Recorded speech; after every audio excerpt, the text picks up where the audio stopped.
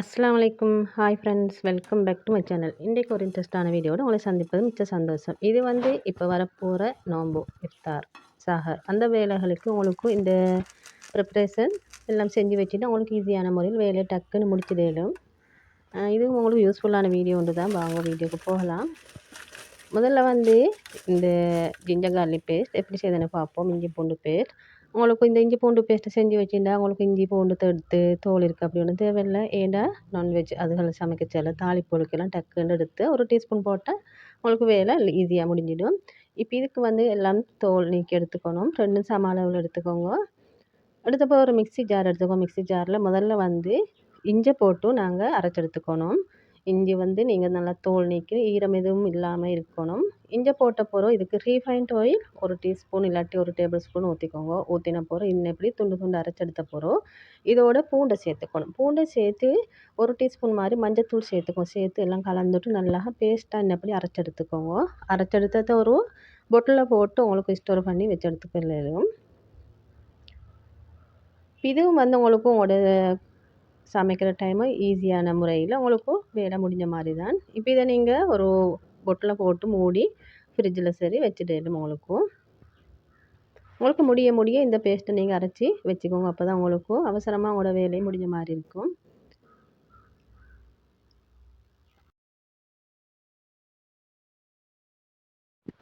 அடுத்து முக்கியமானது தான் இந்த சஞ்சாண்ட கசகசா. அடுத்தது இந்த சவ்வரிசி. இந்த வெயில் காலங்களில் மட்டுமல்ல, இந்த நோன்பு காலங்களில் சூடுன்றதால் இந்த சூட்டை தணிக்கிற ஒரு டெசர்ட் ஆகிக்கட்டும் சர்வ் செய்கிறேன்டா உங்களுக்கு இதை எடுத்து யூஸ் பண்ணிக்கலாம். நீங்கள் கசகசா உங்களுக்கு ஊற வச்சு ஃப்ரிட்ஜில் ஸ்டோர் பண்ணிக்கலாம். இல்லைன்னா ஒரு டீஸ்பூன் எடுத்து ஒரு கிளாஸில் போட்டு சுடு தண்ணி ஊற்றினா டக்குண்டு ஊறி வந்துடும். நான் அப்படியே பொட்டில் போட்டு மூடி வச்சுட்டேன். அடுத்து இந்த சவ்வரிசி அதையும் போட்டுட்டேன். இந்த சவ்வரிசி இதுகளெல்லாம் உங்களுக்கு டெசர்ட் செஞ்சு பாருங்கள். அது நல்லா டேஸ்ட்டாக இருக்கும். இந்த சவ்வரிசி போட்டு செஞ்சு பாருங்கள். இந்த அப்கமிங் வீடியோவில் உங்களுக்கு பார்த்து கொள்ளணும். இப்போ பொட்டில் போட்டு இதை மூடி வச்சுட்டு அடுத்து சஞ்சாண்டா இந்த கடற்பாசி அதுதான் செஞ்சு எடுத்துக்க போகிறேன். கடற்பாசி கடையில் வாங்கி வந்தது தான். அது மிச்சம் மடம் வேணும் அதை போட்டு வைக்கிறது. அது பொட்டில் வைக்கணும் பாக்ஸாக இருந்தாலும் ஏன்னா அது நூல் மாதிரி நீட்டு வாக்கில் இருக்கும். இதை சின்னதாக கட் பண்ணியும் போட்டுக்கொள்ளலும். இல்லைன்னா ஒரு மிக்ஸி ஜாரில் போட்டு பவுடர் பண்ணி வச்சுக்கொள்ளலும். நான் அதை சின்னதாக ஒரு சீசரால் கட் பண்ணி தான் ஒரு பவுடர் பண்ணி தான் வச்சுட்டேன். அப்போ எங்களுக்கு அவசரமாக வேலையும் முடியும், மிச்சம் டைமும் எடுக்காது. இதுக்கு ஸ்டோரேஜுகள் மிச்சம் தேவையில்லை. இப்போ கட் பண்ண பொருள் இப்படி தான் இருந்துச்சு. இப்போ இதை நான் ஒரு மிக்ஸியில் போட்டு பவுடர் பண்ணி எடுத்துனேன். பவுடர் பண்ணி எடுத்ததை ஒரு பொட்டில் போட்டு மூடி வச்சுட்டா எங்களுக்கு தேவைக்கு ஏற்படுத்தி எங்களுக்கு யூஸ் பண்ணிக்கொள்ளலும்.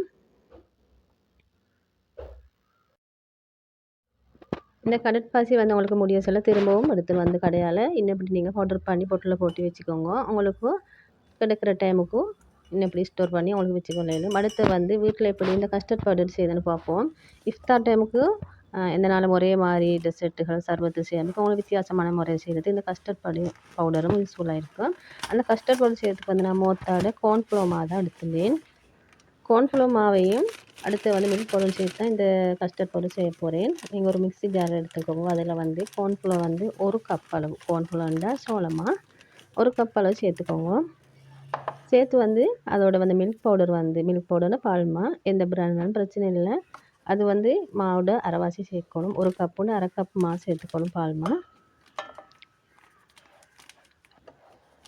இது உங்களுக்கு கடையில் வாங்குறத விட வீட்டில் ஹோம்மேடாக செய்கிறது உங்களுக்கு ஒரு ஹெல்த்தியான ஒரு கஸ்டர்ட் பவுடர் தான். இது நீங்கள் ஒரு மிக்சியில் மாற்றின பிறகு மில்க் பவுடரையும் சேர்த்து அதோட வெனிலா எசன்ஸ் ஒரு டீஸ்பூன் சேர்த்துக்கோங்க. வெனிலாவுக்கு பதிலாக உங்களுக்கு வெண்டி ஃப்ளவர் உள்ள பனானா அப்படி எசன்ஸ் எல்லாம் சேர்த்துக்கொள்ளலாம். இது வெனிலா கஸ்டர்ட்னால வெனிலா எசன்ஸ் சேர்த்துட்டேன். அதோடைய கலருக்காக மஞ்சத்தூள் சேர்த்துட்டேன். ஒரு பிஞ்ச் அளவு மஞ்சத்தூள் சேர்த்துக்கோங்க. சேர்த்து கலந்து விட்டுக்கோங்க. இப்படி கலந்துட்டு மிக்சியில் பவுடர் பண்ணி எடுத்துக்கோங்க. இன்னும் கொஞ்சம் எல்லாம் கலந்துவிட்டு இப்போ இதையும் நீங்கள் எடுத்து ஒரு பொட்டில் போட்டு மூடி வச்சு உங்களுக்கு யூஸ் பண்ணிக்கொள்ளலாம். இப்போ இது உங்களுக்கு கலர் குறைவாக இருந்தால் உங்களுக்கு இன்னும் கொஞ்சம் மஞ்சத்தூள் சேர்த்துக்கொள்ளலாம். இப்போ பவுடர் பண்ணின பிறகு இப்படி தான் இருந்துச்சு. இதெல்லாம் கலந்து விட்ட பிறகு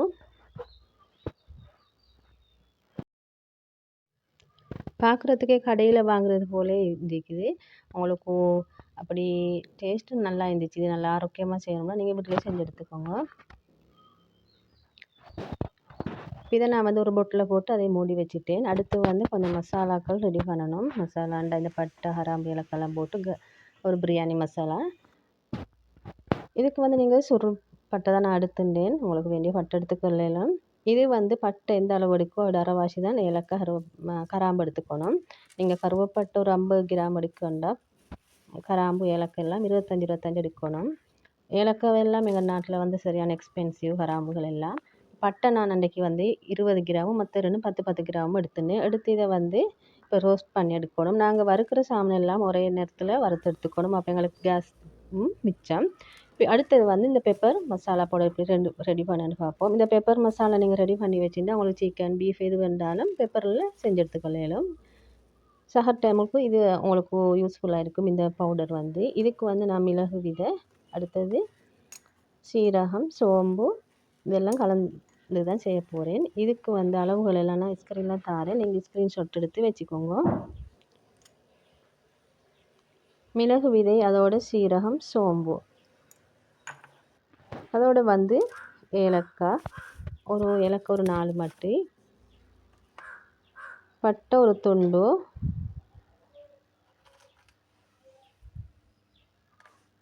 அன்னாச்சி பூ அதோண்டு சேர்த்துக்கோங்க. சேர்த்த பிறகு இதோட வந்து அடுத்து கொத்தமல்லி விதை சேர்த்துக்கணும். அதோட காரத்துக்கு இன்னும் கொஞ்சம் காஞ்ச மிளகாய் 2 சேர்த்துட்டேன். இந்த வறுக்கிறதெல்லாம் ஓரமாக வச்சுட்டு இதோட கிராம்பும் 2 சேர்த்துட்டேன். சேர்த்து இதெல்லாம் ஓரமாக வச்சுட்டு அடுத்தது வந்து முக்கியமான ஒன்று தான் இந்த கட்டர்த்தூள் செய்கிறது. அதுக்கு வந்து இந்த மிளகாயை வந்து காஞ்ச மிளகாய் அப்படி வெயிலில் நல்லா காய வச்சு எடுத்துட்டேன். ஏன்டா இப்போ வெயில் காலத்தால் காய வச்சு எடுத்துன்னா உங்களுக்கு இது வறுக்க தேவையில்லை. இதை காம்பு பகுதியெல்லாம் கையால் எடுத்துடலும். ஏன்னா காஞ்சதனத்தால் இப்போ இதெல்லாம் வறுக்கணும்.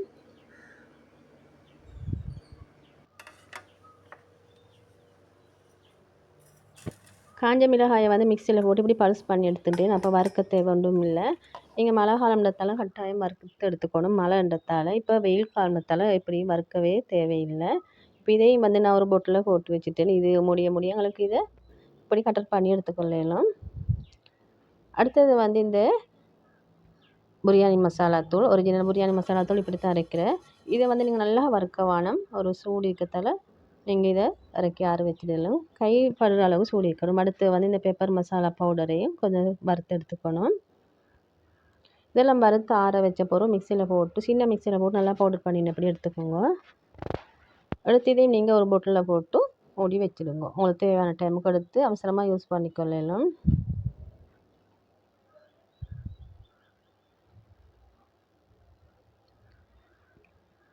இன்னொன்று முக்கியமான ஒன்று தான் இந்த சோட்டிஸும் செய்தா ஃபில்லிங் கறிக்காக வந்து இந்த மிளகுத்தூள் தான் கூடுதலான தேவைப்படும். மிளகுத்தூள், கட்டர்த்தூள், மிளகு விதை எடுத்து இதையும் வந்து நான் பவுடர் பண்ணி எடுத்துனேன். பவுடர் இல்லை, சின்ன சின்ன துண்டாக தான் அரைச்சி எடுத்துக்கணும். அப்போ தான் அது டேஸ்ட் நல்லா இருக்கும், காரமும் இருக்கும். அதையும் பவுடர் பண்ணி இப்படி ஒரு பொட்டில் போட்டு அதையும் மூடி வச்சுட்டேன். நீங்கள் இந்த முன்னேற்பாடு எல்லாம் செஞ்சு வச்சுட்டு அவங்களுக்கும் நோன்பு காலத்துக்கு ஈஸியாக இருக்கும். நீங்களும் இவையெல்லாம் செஞ்சு வச்சுக்கோங்க. உங்களுக்கு யூஸ்ஃபுல்லாக இருக்கும். இன்னும் ஒரு வீடியோ சந்திக்கும் வரை தேங்க்ஸ் ஃபார் வாட்சிங்.